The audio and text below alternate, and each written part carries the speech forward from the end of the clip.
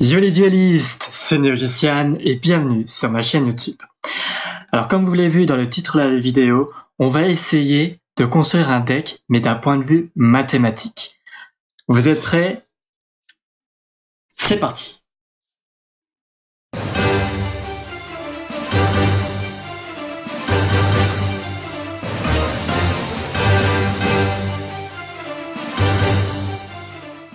Donc voilà, comme je vous l'ai dit dans l'introduction, on va essayer de construire un deck d'un point de vue mathématique. Alors, comme je pense que la vidéo risque d'être un peu longue, j'ai décidé juste de vous présenter l'optimisation de la première main. Donc, comment m'est venue l'idée en fait? Donc, il y a eu un sondage qui a été établi par Lama le Crasher et je lui avais marqué la possibilité de construire un deck mais d'un point de vue mathématique. Et je me suis posé la question, est-ce qu'il était vraiment possible de construire un deck avec des probas? C'est vrai que quand je regarde un peu ce qui se fait sur YouTube et notamment les joueurs pros, j'entends beaucoup ratio, briques, enfin tout plein de termes que moi en tant que débutant, je me suis dit mais comment ces gens arrivent-ils à atteindre avec précision ce ratio? Et je me suis dit allez, on va faire quelques recherches et on va vérifier si les nombres que j'entends peuvent correspondre. Alors pour faire cette vidéo, je me suis inspiré de la méthode mathématique pour le poker. Donc, en fonction de la version de poker que vous jouez, il y a le poker, vous tirez 5 cartes. Et je me suis dit, tiens, dans Yu-Gi-Oh, il y a aussi ce système où la première main, on tire 5 cartes. Et je me suis dit, est-ce qu'il est possible, d'un point de vue mathématique, d'optimiser vos chances d'avoir une bonne main? C'est-à-dire ne pas briquer. Alors, pour ça, j'ai décidé, dans un premier temps, de vous parler donc des probabilités. Alors, qu'est-ce que c'est les probabilités? Alors, si tu t'es pas endormi en cours de maths, ça permet de déterminer, voilà, avec quelle chance vous avez le plus d'obtenir tel ou tel résultat. Alors, on peut utiliser les probabilités dans pas mal de domaines et pour m'aider, j'ai choisi le poker.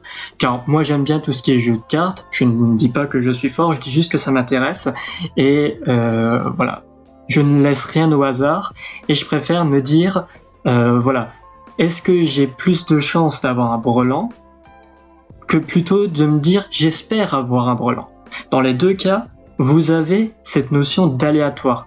Mais dans la première version où on se dit j'ai plus de chances d'avoir un brelan, c'est plus fondé sur des maths et que plutôt sur de la chance. Alors vous allez me dire oui, est-ce qu'on peut le faire avec le loto ou quelque chose comme ça?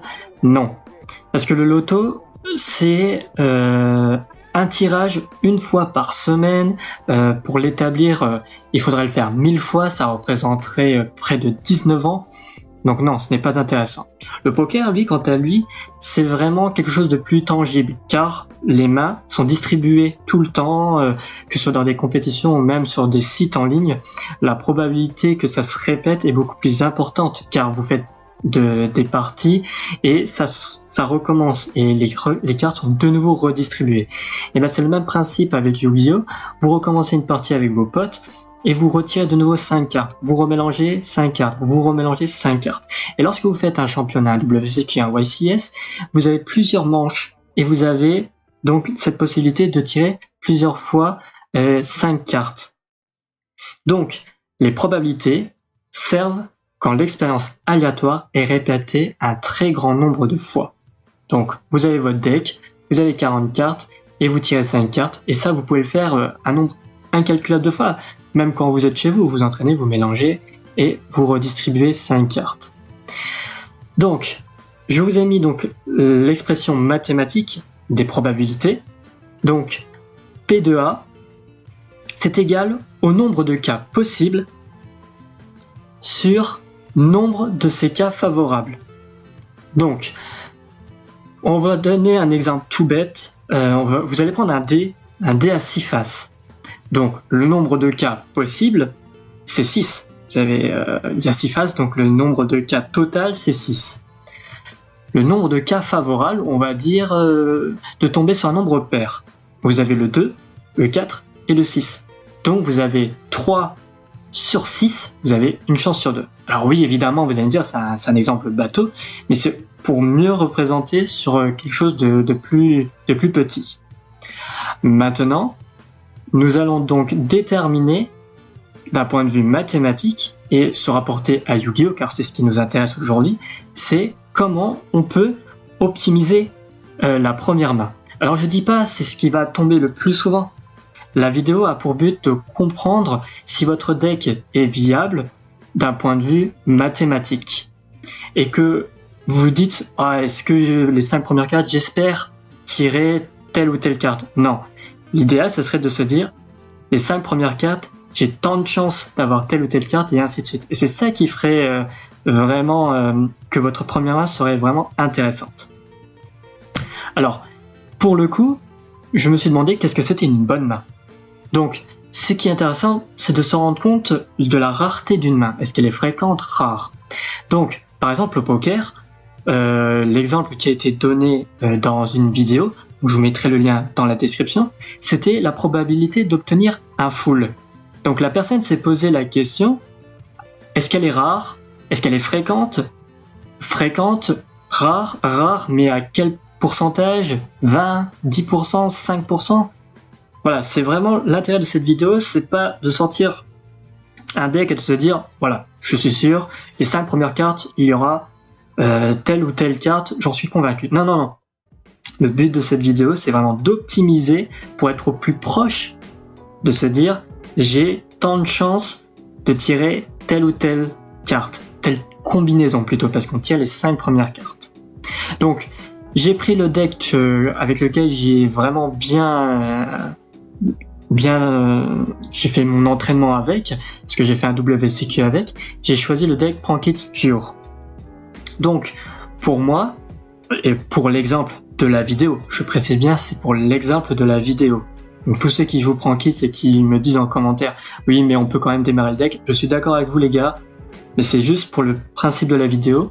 Je me suis dit, pour moi une bonne main, voilà, je suis vraiment rassuré de commencer la main avec, c'est 2 Prankits et une polymérisation. Donc avec ça, je suis sûr de démarrer quelques combos et d'avoir un board plus ou moins potable. Et je pars vraiment de ce principe-là. Si vous me dites oui, si vous êtes une spé et tout ça, non, là on parle vraiment d'un point de vue mathématique. Je souhaite avoir 2 Prankits et une poly. Quel est mon taux de réussite pour avoir cette main dès le départ? Donc, on va faire l'application. Donc, comme je vous l'ai dit au début, il faut déterminer le nombre de mains différentes. Donc, c'est-à-dire que si vous partez d'une base d'un deck à 40 cartes et que vous tirez 5 cartes, il y a 658 008 possibilités de tirer vos cartes. Donc je parle bien dans l'ordre, c'est l'ordre, les cartes et tout ça, toutes les combinaisons, il y en a 658 008 combinaisons, nombre de mains différentes. Alors bien sûr, si vous mettez un deck à 60 cartes, ce chiffre va augmenter, forcément. Et d'un point de vue mathématique, alors sur le site Prezi, je suis désolé, j'ai pas réussi à mettre des grandes parenthèses, mais d'un point de vue mathématique, ce sont les 2 parenthèses sont collées en fait. Donc probabilité de tirer 5 cartes sur 40 est de 658 008 mains différentes. Donc voilà, donc j'ai pas réussi, hein, c'est une grande parenthèse d'un point de vue mathématique. Donc on va partir sur l'exemple de Prankits. Nombre de Prankits, il y en a 12 en tout. Mais ces 12 Prankits sont aussi le nombre total de monstres, parce que les N-Traps, je les compte comme des pièges. Donc, dans la decklist que j'ai montré au tout début, il y en a 12. Donc, vous avez 12 monstres, vous avez 12 Prankits, et parmi ces 12 Prankits, vous en piochez 2. Donc, vous aurez donc 792 possibilités d'avoir cette combinaison-là dans votre main. Et ensuite, vous allez chercher à comprendre la carte qui vous faut. En tout cas, la carte supplémentaire, moi je choisis polymérisation, ou tout ce qui s'apparente à polymérisation qui permet de fusionner mes deux prankids. À l'occurrence, dans la decklist, si vous avez bien regardé, j'ai 3 polymérisations, j'ai 3 fusions prankids et j'ai 2 invocations. Donc ça fait un total de 8 polymérisations sur 23 magies. Donc, pareil, vous prenez vos 23 magies, vous savez que vous en avez 8, et vous en tirez une parmi les 8 polymérisations, ce qui vous donne un total de 184. Et à partir de ce moment-là, vous prenez la probabilité des prankids et la probabilité des polymérisations, vous en faites la multiplication, donc ça donne le nombre de choix, je reprends juste la formule, vous avez le nombre de cas favorables, donc c'est-à-dire d'avoir 2 prankids et une polymérisation, et que vous divisez par le nombre de cas possibles. Et comme je vous l'ai dit, le nombre de cas possibles dans un jeu de cartes Yu-Gi-Oh, c'est 658 008 mains différentes. Donc, vous avez un total de 22%. Donc la probabilité d'avoir 2 prankids et une polymérisation sur 10 mains, c'est 2 mains sur 10. Ce qui est très faible. Ce qui est vraiment très faible. Mais attention, je parle bien de l'exemple là. Hein. Je ne vous parle pas de viabilité ou de briques. Là, c'est vraiment pour démarrer. Vous êtes sûr de démarrer votre combo.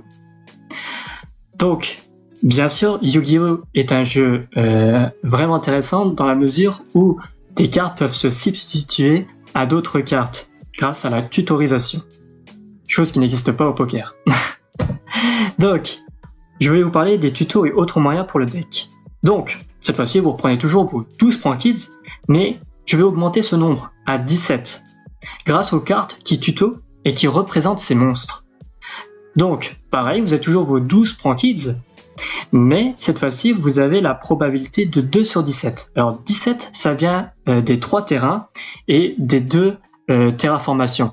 Alors ça c'était à l'époque, hein, les 2 terraformations, mais vous pouvez essayer de vous arranger pour récupérer une carte qui tuto le terrain, et ça fera le même. Bon, fatalement dans l'exemple ça changera pas grand chose aux stats, mais c'est pour vous donner une idée. Donc, si vous partez du principe que vous en prenez 2 sur 17, vous en avez un nombre plus important cette fois-ci, forcément. Vous avez plus de chances de tirer des monstres au final. Vous attendez le chiffre de 1632. Et ainsi, le nombre de magies diminue, forcément, parce que les magies sont considérées comme des monstres.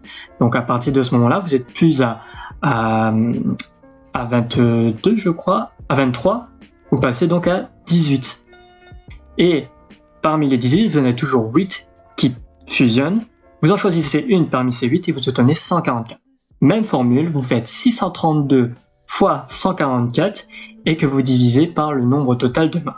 Et ça donne 35. Là, on commence un peu à se dire, ah, je commence un peu à augmenter, c'est pas mal. Ça veut dire que sur 10 mains, la probabilité d'avoir une bonne main, donc je parle bien de la bonne main, c'est 2 prankids et une polymérisation. C'est une chance sur 3. Donc c'est-à-dire que sur 10 parties, vous allez avoir 3 mains qui seront bonnes pour vous. Et enfin, je vous parle d'un autre moyen, donc par exemple l'instant fusion. Donc elle, on peut aussi la considérer comme un monstre, car elle invoque un monstre du niveau 5. Enfin, dans le deck Prankids, vous pouvez invoquer un monstre de niveau 5.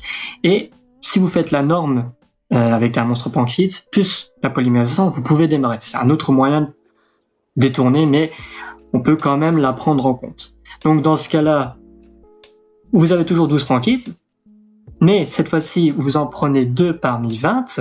Donc, vous avez les 17 d'avant, plus les 3 instants, donc ça fait 20, ce qui vous donne 2280. Et forcément, le nombre de magies passe de 18 à 15. Donc, vous passez de 15, donc 15 magies, vous prenez une carte parmi les 8 fusions, ce qui vous donne 120. Pareil, vous faites la même multiplication, 2280 fois 120, divisé par 6058,8, ce qui vous donne 41,6%. Donc sur 10 mains, vous avez 42% de chance d'avoir une bonne main, soit 4 sur 10. Et d'ailleurs, c'est intéressant car, je sais plus, j'avais un ami qui me disait « Ouais, prends Kids, ça a quand même 60% de briques. » Et 4 sur 10, ça fait 40 sur 10, 40%, 60, on y est proche, vous voyez, c'est...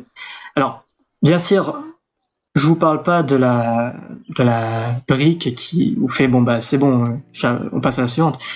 Là, c'est vraiment pour l'exemple là, hein. C'est 2 Prankis, une poly. Bien sûr, si vous faites une spé, vous pouvez quand même redémarrer le deck.